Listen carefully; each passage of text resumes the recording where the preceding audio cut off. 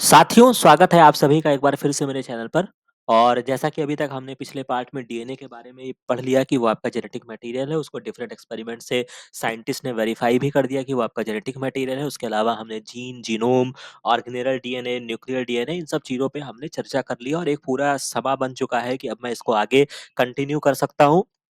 तो यहाँ पर जो अब हम पर्टिकुलर पार्ट जिसका आपको बेसब्री से इंतजार था, उस पर्टिकुलर चीज पे अब हम आने वाले हैं, डीएनए का रेप्लिकेशन। तो सबसे पहले इस रेप्लिकेशन को पढ़ने से पहले एक बेसिक एक्सपेरिमेंट को समझेंगे और क्या इसके बारे में स्टोरी थी उसको भी समझते हुए हम आगे बढ़ेंगे। तो जैसा कि आपको पता है कि जो 3D structure of the DNA जो था वो दिया था आपके वॉटसन और फ्रांसिस क्रिक वगैरह ने 1953। ये बहुत ही बेसिक इन्फॉर्मेशन है, इसको याद रखिएगा। और हमेशा याद रखिएगा कि इन्होंने जो स्ट्रक्चर दिया था वो 3D स्ट्रक्चर दिया था। ठीक है? और इन्होंने जो सबसे मोस्ट एक्साइटिंग फीचर इस पूरे एक्सपेरिमेंट का था, जो बायोलॉजिस्ट को उस टाइम पर बहुत ज़्यादा कह सकते हैं कि फ़ैसिनेटिंग लगा और बहुत ही इम्पोर्टेंट लगा, वो क्या था कि complementarity relationship of the basis of the 2 polynucleotide chain. जिस तरीके से वाटसन क्रिक ने बताया था कि जो आपका बेसिस होते हैं, वो पॉलीन्यूक्लियोटाइड जो होते हैं, वो आपके कॉम्प्लीमेंट्री होते हैं। मतलब एक आपका 5 to 3 होगा, तो दूसरा 3 to 5 होगा। और जो बेसेस होते हैं वो आपके एक दूसरे के अपोजिट में रहेंगे। मतलब एडेनिन जो होगा वो आपका ग्वानिन, एडेनिन जो होगा वो आपका थाइमिन से पेयर करेगा, ग्वानिन साइटोसिन से करेगा। और एक स्टैंड जो होगा वो आपका 5 to 3 सिंथेसिस होगी और एक की आपकी 3 to 5 होगी। तो ये जो सारी प्रोसेस थी वो बहुत ही एक्साइटिंग थी। और इसी के आगे को प्रूफ करने के लिए जब वाटसन क्रिक ने इतनी बातें को बता दिया, तो उन्होंने कुछ और बताना चाहा। और क्या बताया कि Watson and Crick immediately suggested a model that the basis for copying the genetic information is a complementarity. ठीक है? अब इस माध्यम से जो आपके वाटसन एंड क्रिक थे, उन्होंने ये बताया कि जो आपका डीएनए जो होता है वो 1 से 2 बनता है, उसके पीछे का जो रीज़न है, वो आपका semi conservative mode of replication है। तो ये बात इन्होंने केवल प्रपोज़्ड किया। हालाँकि एक्सपेरिमेंटल प्रूफ जो था वो दूसरे साइंटिस्ट थे जिनका नाम मैथ्यू मेसेल्सन और फ्रैंकलिन स्टेहल था। इन्होंने एक्सपेरिमेंट प्रूफ करके इस बात को बताया कि जो डीएनए का रेप्लिकेशन होता है वो आपका सेमी कंजर्वेटिव होता है। ठीक है? अगर मैं इस बात को फिगर के माध्यम से आपको बताना चाहूँ, तो ये आपका ओरिजिनल डीएनए होगा, जिसको आप यहाँ पे देख सकते हैं। जब आपका डीएनए, इन्होंने जो अपनी हाइपोथेसिस बताई, उन्होंने कहा कि जब आपका डीएनए का रेप्लिकेशन होता है, तो जो डीएनए का जो डबल स्ट्रैंड्स होते हैं वो पहले सेपरेट होते हैं। ठीक है? ये वाटसन एंड क्रिक ने बताया, जो आप देख सकते हैं कि यानी कि ये यहाँ पे क्या होते हैं, ये सेपरेट होते हैं, इनके बीच का जो बॉन्ड होता है वो ब्रेक हो जाता है। और 2 अलग स्ट्रैंड जो होते हैं वो टेम्पलेट का काम करते हैं। इस बात को बहुत अच्छे से याद रखिएगा, डीएनए के रेप्लिकेशन में दोनों ही स्ट्रैंड जो होते हैं वो टेम्पलेट का काम करते हैं। और क्वेश्चन सॉल्व करते हुए मैंने आपको एक की पॉइंट्स बताया था कि जब आपका आरएनए का रेप्लिकेशन, आरएनए की सिंथेसिस होती है, तो उस टाइम पर डीएनए का केवल एक स्ट्रैंड जो होता है वो आपका टेम्पलेट का काम करता है। ठीक है? तो ख़ैर वो तो भी मैं आगे आपको समझाऊँगा, लेकिन इस बात को याद रखिएगा कि यहाँ पर दोनों ही स्टैंड टेम्पलेट है। मतलब इन दोनों को पढ़ के दूसरा स्टैंड बनाया जाएगा। तो यानी कि ये आपका पैरेंटल स्टैंड हो गया और यहाँ पे एक नया स्टैंड आके जुड़ रहा है। और कैसे जुड़ रहा है? क्योंकि अगर यहाँ पे एडेनिन है, तो सामने वाले जो आपका न्यूक्लियोटाइड होगा उसमें थाइमीन होगा। यहाँ पे साइटोसिन है, तो यहाँ पे ग्वानिन होगा। तो इस बेसिस पे आपकी मतलब कह सकते हैं कि पेयरिंग होती है। और आपका पैरेंटल स्टैंड जो है वो आपको ये देखने को मिल रहा है, और डॉटर स्टैंड जो आपकी नई स्टैंड जो है वो आपकी सिंथेसिस हो गई। तो कहानी का सारांश ये है कि इस तरीके से क्या हुआ कि आपका semi conservative mode of replication, यानी कि यही तो हुआ कि आपका जो अल्टीमेटली डीएनए बना है, ठीक है? उस कंडीशन में मुझे क्या देखने को मिल रहा है? उस कंडीशन में मुझे ये देखने को मिल रहा है कि वहाँ पे कॉम्प्लीमेंट्री पेयरिंग हो गई। कॉम्प्लीमेंट्री पेयरिंग होने के बाद जो आपके पैरेंटल डीएनए था वो भी एक डॉटर में है और एक आपका डॉटर में है, और नए-नए स्ट्रैंड की सिंथेसिस हुई। तो यानी कि ये मेरा क्या हो गया, सेमी कंजर्वेटिव, यानी कि जो मेरा जेनेटिक इन्फॉर्मेशन है वो कंज़र्व है, लेकिन कितना कंज़र्व है? आधा कंज़र्व है। कहानी समझ में आ रही है? इसके बाद ये फिगर लगा हुआ है मैथ्यू मेसेल्सन और फ्रैंकलिन स्टेहल साहब का, जिन्होंने कंजर्वेटिव को कंफर्म किया है। ठीक है? अगर आपसे क्वेश्चन पूछा जाएगा कि कौन से 2 साइंटिस्ट ने semi conservative mode of replication को प्रूफ किया है या कंफर्म किया है, तो हम क्या आंसर करेंगे? Matthew Meselson and Franklin Stahl को। अब यहाँ पे देख लीजिए कि एक्सपेरिमेंटल प्रूफ इन्होंने कैसे किया है। It is now proven that DNA replicate semi conservative. ये अटल सत्य है, इसमें कोई दिक्कत की बात नहीं है। It was shown first in the E coli में इसको बताया गया है, subsequently in the higher organism में भी इसको प्रूफ किया गया है, जैसे प्लांट्स वगैरह में या ह्यूमन सेल्स में। बाकी इसकी डिस्कवरी का जो क्रेडिट है वो आपका Matthew Meselson and Franklin Stahl को जाता है। तो ये कहानी आपको समझ में आ गई। बाकी इस पैराग्राफ को पढ़ लीजिएगा, जो मैंने अभी ऑलरेडी आपको फिगर में एक्सप्लेन किया है, वही बातें लिखी गई हैं। इसको ध्यान से समझ लीजिएगा।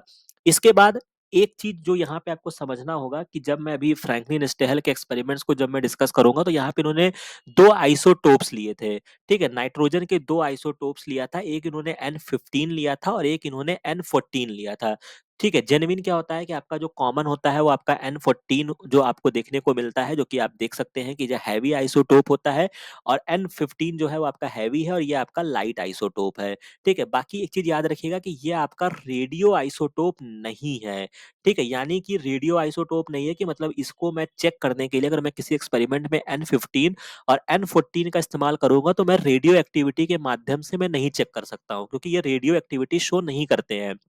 लेकिन ये N14 जो है, ये आप देख सकते हैं ना, इसका लाइट इसको बोलते हैं, इसको हम हैवी बोलते हैं। तो अगर मैं इसको डेंसिटी के बेसिस पे अगर मैं सेपरेट करना चाहूँ, तब मैं इसको सेपरेट कर लूंगा।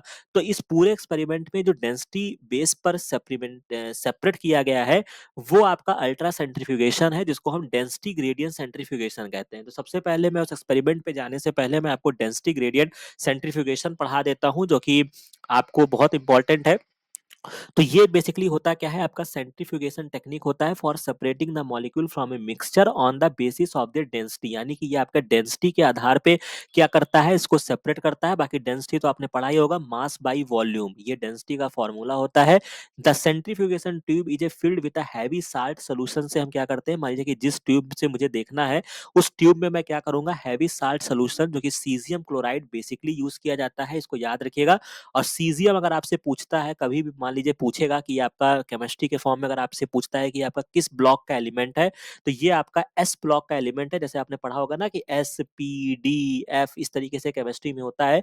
तो सीजियम जो होता है, ये आपका एस ब्लॉक एलिमेंट है, और बेसिकली ये एस में भी आपके दो कैटेगरी होते हैं, वन होता है, टू होता है। तो ये आपका S2 कैटेगरी का मेंबर है, ठीक है? बाकी तो डिटेल में वो नहीं जाएंगे, बट मैं बता दे रहा हूँ। इसके बाद and the sample whose density is to be measured, तो यानी कि मैं क्या करूंगा, मैं एक ट्यूब लूंगा, मैंने उसमें सीजियम क्लोराइड डाल दिया और मैंने अपने सैंपल को डाल दिया है, ठीक है? अब मैं क्या करूंगा, इस centrifuge tube is then allowed to spin करूंगा is an ultra centrifugal at a very high speed for several days, यानी कि मैं बहुत टाइम के लिए इसको क्या करूंगा, हाई स्पीड पे मैं इसको रोटेट करूंगा।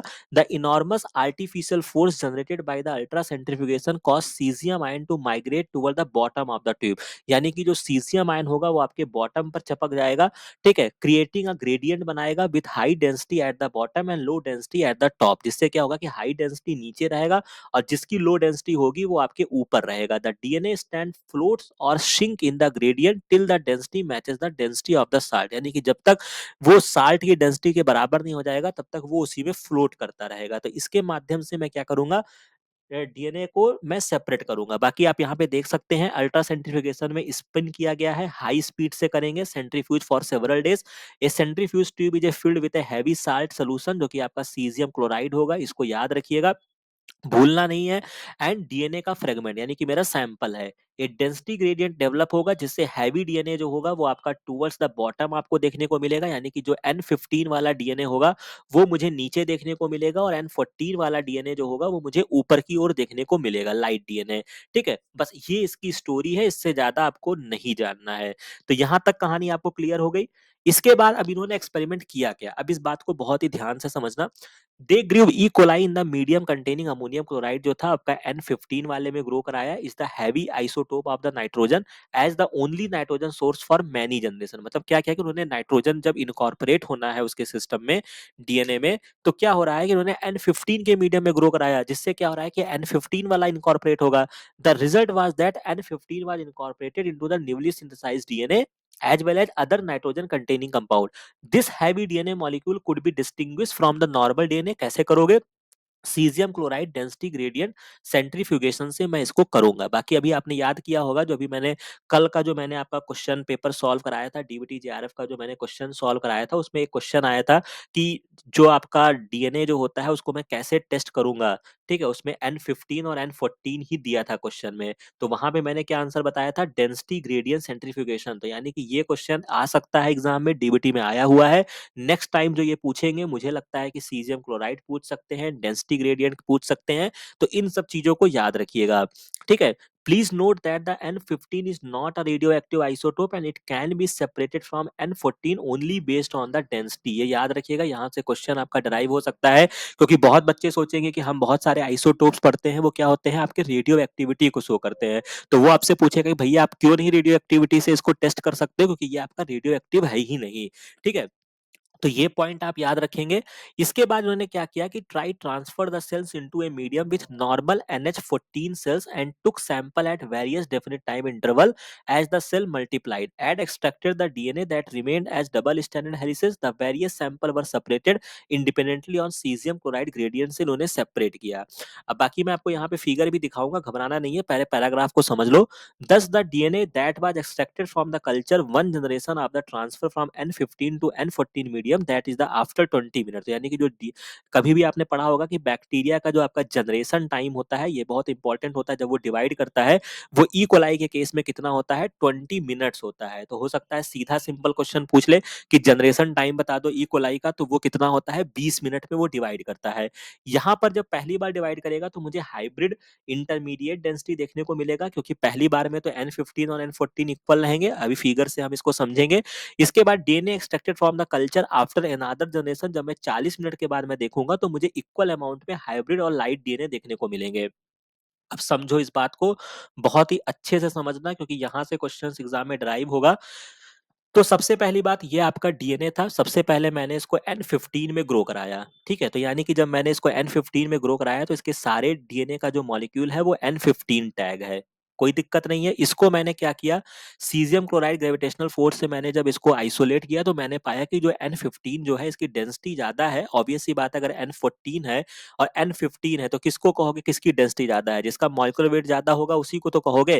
तो N15 की डेंसिटी ज्यादा है, तो ये मुझको बॉटम में मिलेगा, जो मैंने सीजियम क्लोराइड से एक मैंने क्या किया है, डेंसिटी ग्रेडियंट करने का मैंने तरीका इजाद किया है, अल्ट्रा सेंट्रीफ्यूगेशन जिसको बोलते हैं, जिसमें क्या होता है, हैवी मॉलिक्यूल जो होता है वो ट्यूब में नीचे मुझे बॉटम में मुझे क्या मिलेगा, हैवी डीएनए मॉलिक्यूल मिलेगा, और ऊपर मुझे क्या मिलेगा, लाइट मिलेगा। ठीक है, कहानी समझ में आ रही है, समझ में आ रही है। ठीक है, ये कहानी हो गई, इस पे मैंने कर लिया। इसके बाद जनरेशन टाइम मुझसे पूछा, तो मैंने कहा ई कोलाई का जो जनरेशन टाइम है वो 20 मिनट है। तो मैंने क्या किया कि 20 मिनट के लिए मैंने इसको ग्रो कराया, लेकिन अब मैंने इसको जो मीडियम दिया मैंने इसको N14 में ग्रो कराया। तो भाई जब सिस्टम में सपोज दैट अगर आपको चीज वही है, ठीक है, लेकिन वो कंटेंट दूसरा है, ठीक है, और आपको काम चलाना है जिससे आपका काम चल जाएगा, तो जब आपके आसपास में सर्वाइवल के लिए कोई जो आपको एग्जैक्ट चाहिए था वो नहीं है, ठीक है, या सपोज दैट अगर मैं ये कह लूं कि सपोज दैट अगर मैं इस तरीके से समझूं, मैं आपको बहुत ही बेसिक डिफरेंस समझा रहा हूं।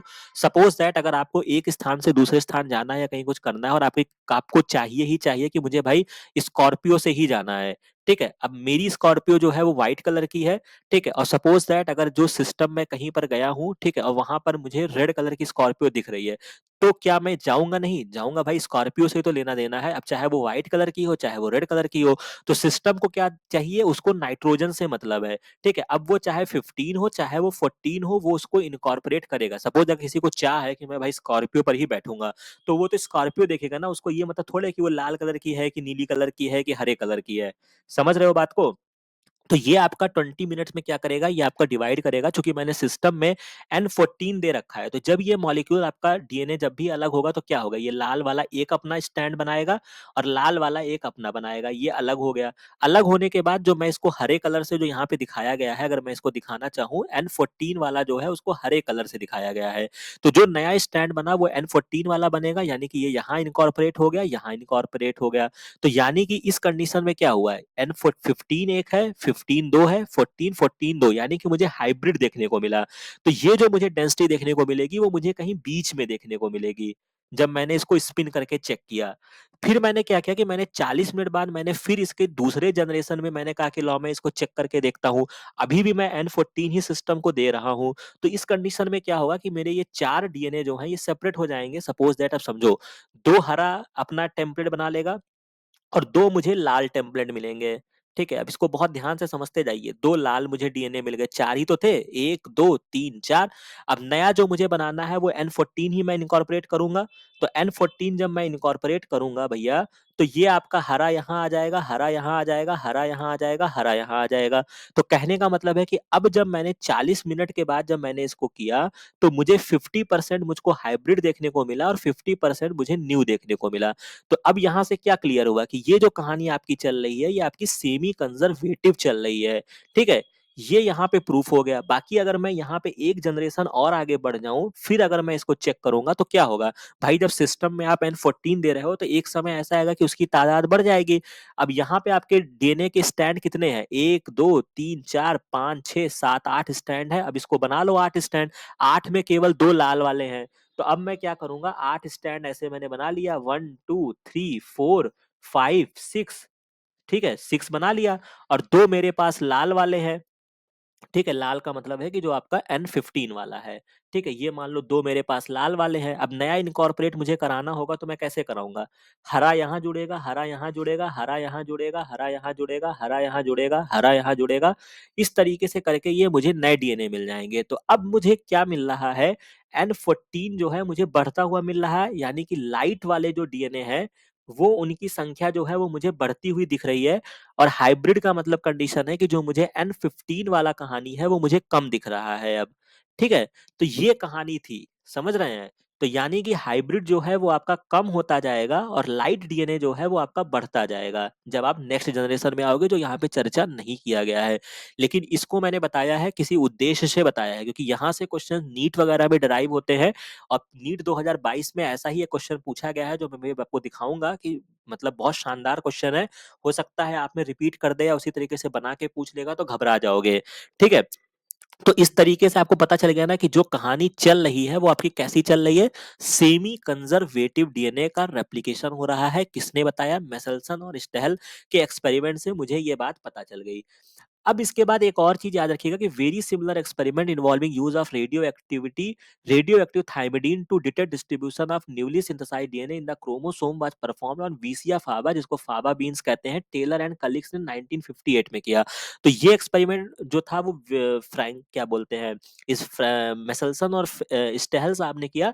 लेकिन ऐसा ही सिमिलर एक्सपेरिमेंट टेलर एक साइंटिस्ट थे, इन्होंने क्या किया, टी से टेलर और टी से इन्होंने थाइमिडीन को लिया, ठीक है? थाइमिडीन जो होता है ये आपका रेडियो एक्टिव आइसोटोप होता है। इन्होंने रेडियो, अगर पूछा जाएगा कि मेसल्सन और टेलर के एक्सपेरिमेंट में क्या डिफरेंस था, तो काम तो दोनों ने वही किया कि सेमी कंजर्वेटिव बताना ही दोनों का उद्देश्य था और दोनों बताने में सफल भी हुए।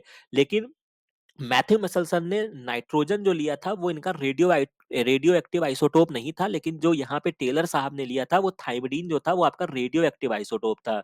समझ रहे हो बात को?